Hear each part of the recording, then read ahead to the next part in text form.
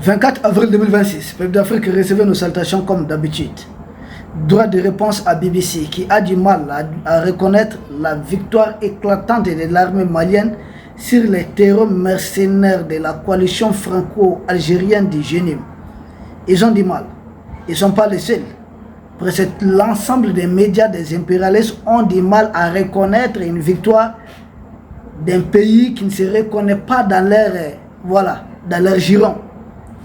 L'armée malienne est en train d'écraser les terreaux du Génim. C'est d'ailleurs une raison.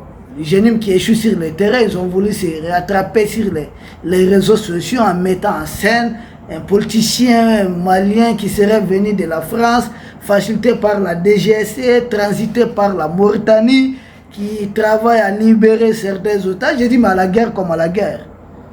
Nous détenons des milliers de combattants de Génim ici. Quand ils disent détenir seulement 17, je sais pas, civils et militaires maliens, comprenez l'écart. C'est comme quand les Russes rendent les corps, souvent c'est 48 corps de Russes contre plus de 1000 corps de chez Zelensky. Nous sommes à peu près dans les mêmes scénarios. La guerre, c'est la guerre. Et les otages, nous sommes en train de les libérer progressivement. Génim est en train de perdre du terrain. Ils ne peuvent rien faire ici actuellement. Ils sont en difficulté un peu partout. Ça fait combien de temps que vous n'avez pas entendu qu'un camp de l'armée malienne a été attaqué par Génim? L'autre jour, l'on dit que c'est l'État islamique ou qui a essayé quelque chose contre tes sites. Ah, là encore, ils ont mordu la poussière. Et je vous dis, presque tous les jours, les terroristes sont en train d'être éliminés. Demandez à ceux qui étaient dans la région de Kay il y a 3 mois de cela. Partout, on retrouvait les terroristes un peu en brousse, un peu partout. Ils fouillaient même les cars, les bus. Ils imposaient une tenue vestimentaire à des passagers par endroit. C'est fini. L'armée malienne a presque mis fin à tout ça. On a détruit leur principale base dans la région de Kay. Allez aujourd'hui vers Djema, allez vers Nioro, allez vers Kay. Les terroristes de Génim avaient juré de mettre le blocus autour des villes de Nioro et de Kay. Et que toute personne ayant comme identité, en tout cas sur sa carte d'identité, la ville de Nioro ou de Kay, c'était fini. Mais ils n'ont jamais tenu un discours pour dire ok, on lève le blocus. Bon, comment cela a pris fin? C'est l'armée malienne qui est en train de les écraser. Nous sommes en train de les écraser partout. Ils ont eu à faire un discours ici qu'ils mettent blocus sur le carburant. Mais ils n'ont jamais fait un autre discours pour dire que le blocus a pris fin. Non, nous l'avions enlevé de force, on a mis fin à ce blocus par la force. Le carburant rentre bel et bien. Et pour cela, ils ont d'abord, dans un premier temps, les médias propagande. Oui, les médias propagande de la gente française ou de tous les autres impérialistes. On dit non, il y a eu un accord entre les Mali et les terroristes. C'est pourquoi le carburant. Bah, j'ai dit quel accord? Et il y a accord et puis nous on continue de les massacrer, de les éliminer comme ça. Il n'y a aucun accord. S'il y avait accord, la façon dont ils sont guélards, ils allaient se précipiter et en parler. Au contraire, ils ont fait enregistrer une autre vidéo pour menacer les chauffeurs. Malgré cela, les chauffeurs ont dit, nous préférons défendre notre patrie. Donc il n'y a jamais eu d'accord. Quel accord et puis on continue de les écraser? Quel accord et puis nous continuons d'escorter nos camions citernes avec l'État et puis les démentis officiels des autorités du Mali et puis les opérations sur le terrain montrent qu'il n'y a pas d'accord, la guerre continue. Et que c'est le Génim qui est dépassé. Les Génim ne peuvent plus nous affronter. À beaucoup d'endroits. Le Génim est en train de se cacher. Ne dites pas où on se trouve là. C'est ce que Génim fait. Et maintenant, qu'est-ce qu'ils disent? Nous avons vu BBC que non, les terroristes ont décidé d'alléger le blocus sur le carburant au Mali et voilà, de mettre la pression sur le Burkina. Je dis, ils ont décidé de lever le blocus. Pourquoi? Qu'est-ce qui s'est passé? Pourquoi lever le blocus? Rien. Et même leur mise en scène des otages là, c'est là qu'ils comprennent que le Mali refuse toute négociation et que nous sommes en train de libérer les otages par la force. Il n'y a pas un mois de cela, nous avons fait libérer plus de 10 otages. Pourquoi ils ne le disent pas?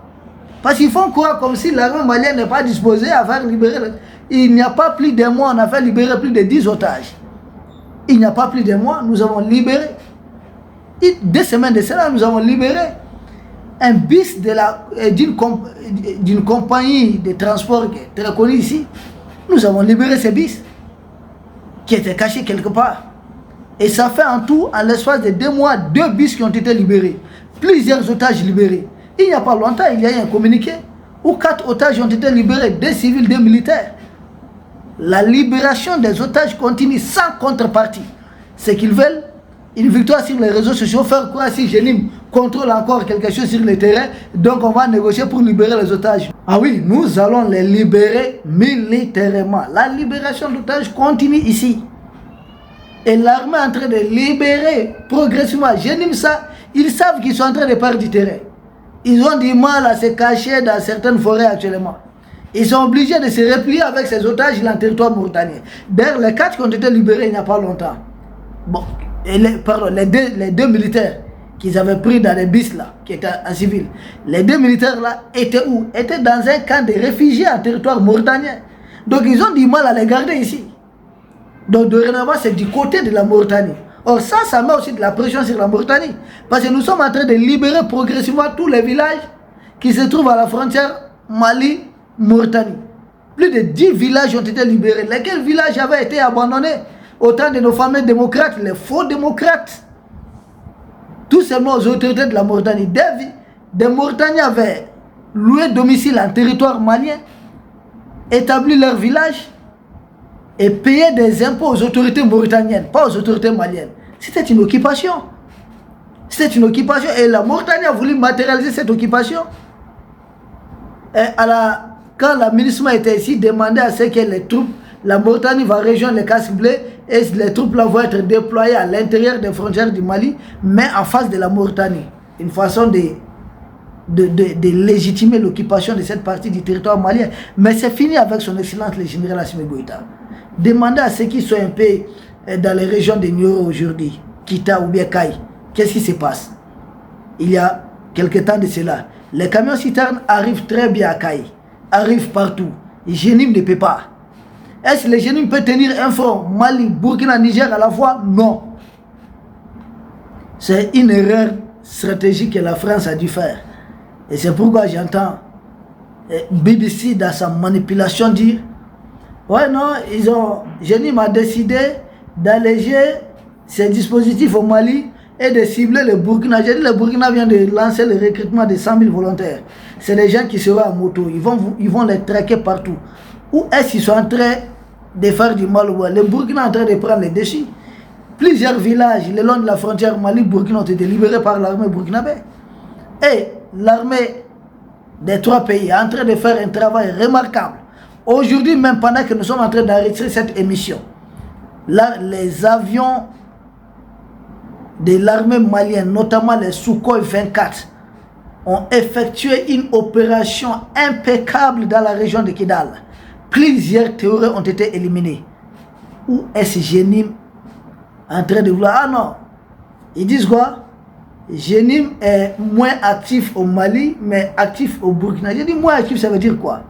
Dites que Jenim est affaibli au Mali, Jenim est détruit au Mali progressivement, Jenim a les reins cassés au Mali. Dites ça. Ça vous coûte quoi? Au lieu de jouer avec les mots comme ça, essayer de manipuler. Jenim là, c'est des gens qui ont été mis en coalition, les Iyad, les Koufa, les Mokhtar, Bel Mokhtar, l'Algérien là, et puis Obeida, l'autre Algérien. C'est des gens qui ont été mis ensemble. Parce que dans tout ça, c'est la guerre du pétrole. C'est la guerre de l'uranium. Le Mali regorge. Le Mali dispose de 5 bassins. On dit 6. Mais je pense que le 6e peut être contenu dans un autre bassin. 5 principaux bassins pétroliers. 80% du territoire malien. Et les 5 à 6 bassins pétroliers font 80% du territoire malien. Je ne parle pas des réserves d'uranium. À Faléa, au nord du Mali. Je ne parle pas de phosphate, de Tilemsi. Je ne parle pas de manganèse. Plus de 2 milliards de tonnes de réserves de fer. Il y a tout ça. L'eau douce, on n'en parle pas. L'or, on n'en parle pas. D'autres pierres précieuses, on n'en parle pas. Les terres rares.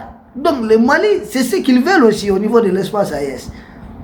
Et certes, il y a des badauds qui n'ont rien compris, qui disent « Ah, nous sommes dans une guerre de religion, vivant. » Wow. Si j'appelle, c'est les soulager, mais ils sont en train d'être neutralisés proprement. Ils disent qu'ils sont dans des guerres de religion, mais c'est des gens qui piquent les femmes d'autrui. Aller abuser, faire n'importe quoi avec les femmes d'autrui. Il n'y a pas longtemps, nous avons libéré, nous avons détruit 6 bases terroristes à la fois. Et les 6 bases, nous avons détruit plusieurs bases. À l'intérieur de ces bases, il y a des femmes qu'on a retrouvées enceintes. On ne met pas toutes les informations comme ça sur les réseaux. Mais ces gens-là sont des vrais bandits. Des vrais bandits qui... Qu'est-ce qu'ils faisaient avec les ressoirs de voile? De vendre ça, c'est du commerce. Maintenant, c'est presque fini là. Ça commence à être derrière nous. Parce que nos forces de défense, le Mali est très vaste. En ce qui concerne la région de Kaï, nous savons à quel niveau nous en sommes aujourd'hui. Et BBC, pour bien manipuler, dit quoi? Que Jenim dit avoir baissé la cadence de ses attaques au Mali. J'ai dit comment ça? Ça veut dire quoi?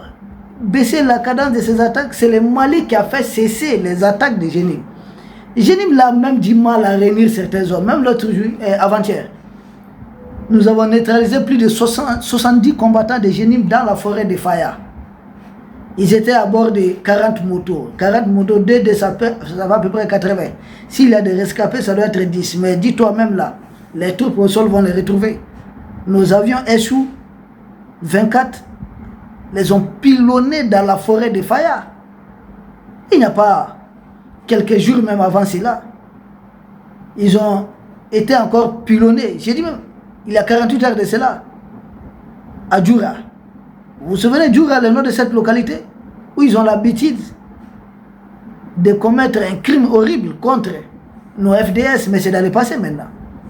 À Djoura, on les a massacrés. Non mais comment je vais utiliser ces mots?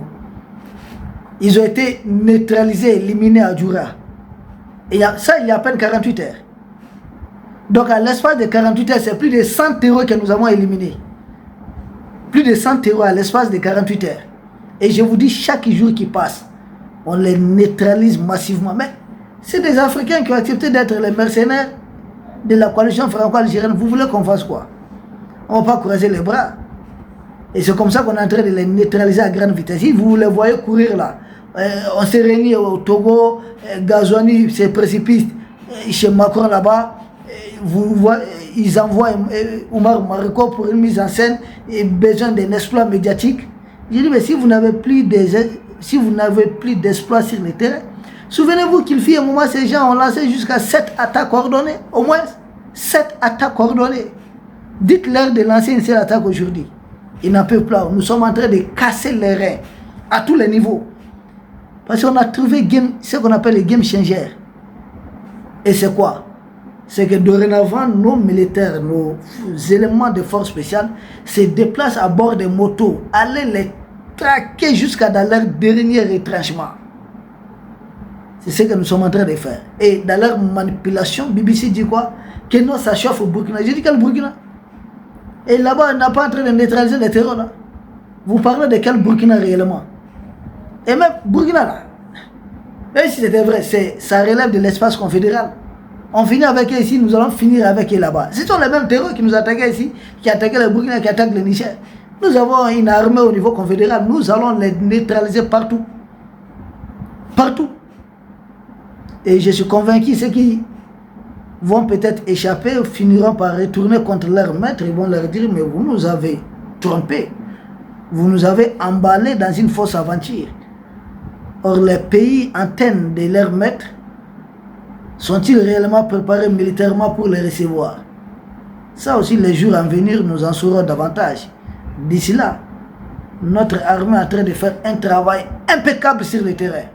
Et aucune tentative de vouloir maquiller ça, faire quoi comme si nous, on ne travaille pas à libérer nos otages. Nous sommes en train de les libérer militairement. Nous disons qu'on ne doit pas faire une libération qui doit renforcer le groupe armé terroriste. Ah, je ne sais pas qu'au Qatar ou bien Émirati payer ça, nous on n'a pas cette preuve. De toutes les façons, les Européens sont les premiers à payer pour faire libérer des otages. Ce sont eux qui ont armé ces gens. Ils envoyaient leurs propres agents de renseignement qui se faisaient prendre en otage par leurs propres éléments. Et ensuite, on vient payer beaucoup. On connaît ces films. Nous, on n'est plus dans ces jeux. En tout cas, l'armée malienne, nous sommes aujourd'hui en position de force. Nous n'avons pas besoin de négocier. Quoi? Vous savez que pour libérer, je ne sais pas 4 ou combien de personnes. Autrefois, on nous a fait libérer, je ne sais pas, 200 terreaux. C'est fini, hein? C'est fini. Ça, c'est dans le passé. Nous allons libérer militairement un individu égal à un individu. Nous sommes en train de les mater sur le terrain. Ils veulent qu'on libère certains terreaux parce qu'ils commencent à manquer d'hommes pour les redynamiser. Ah non, il n'est pas question. Margot, détrompe-toi. Notre armée va se charger de libérer les otages. Nous n'allons libérer personne pour renforcer les terreaux. Nous n'allons libérer personne pour donner une prétention d'exploit médiatique à un quelqu'un groupe terroriste. Détrompez-vous, tu as pris ton argent, bouffe ça.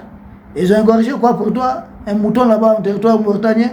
Allez-y, contente-toi de cela. Tu as longtemps vécu comme ça. Nous n'avons rien à foutre dans votre théâtre. Nous restons très très concentrés. Mali, Burkina, Niger, les génimes. Même Macron qui pousse les génimes là n'a pas les moyens de tenir contre les 3 pays à la fois. C'est suicidaire. Le front est beaucoup trop grand pour eux. Ils disent maintenant qu'ils sont en train de faire un choix. On quitte un peu le Mali, on va au Burkina. J'ai dit, vous allez où? Quittez l'AS. Partout vous irez dans l'espace AS là. Nos armées vont vous traquer. Et l'autre là, Libou, et je le vois maintenant avec le dossier de Pascal Tigri, il veut noyer les poissons dans l'eau. Ils n'ont rien compris, on reste sur ces sujets. Ça ne va pas fonctionner comme ça. Ah non, non, non. Qu'ils se détrompent. Ils ont commencé cette guerre. Nous, c'est à nous de finir la guerre. Et les choses vont bien. La guerre, c'est la guerre. Il y a des victimes des deux côtés, il y a d'otages retenus des deux côtés. Mais quand l'ennemi est en difficulté, les Mali refusent de discuter. On doit libérer des otages et par et d'autres. Je dis, nous sommes en train de les libérer sans contrepartie. C'est quoi votre problème? Peuple d'Afrique, nous vous remercions. Nous espérons vous retrouver demain pour un autre sujet au sommet de l'actualité. Merci.